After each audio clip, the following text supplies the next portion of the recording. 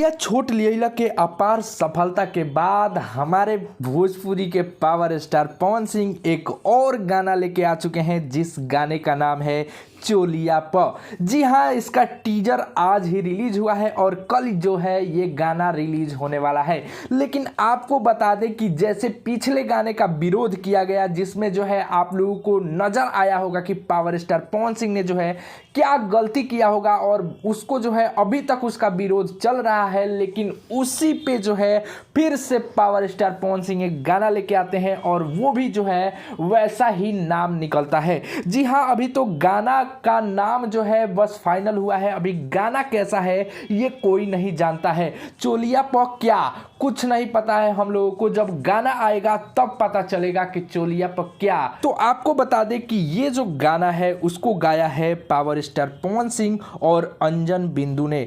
और लिरिक्स की बात करें तो सूरज सिंह का लिरिक्स है और म्यूजिक डायरेक्टर में दो म्यूजिक डायरेक्टर हैं, दीपक दिलकश और प्रियांशु सिंह। इसमें आपको नजर आने वाली है अंतरा शर्मा।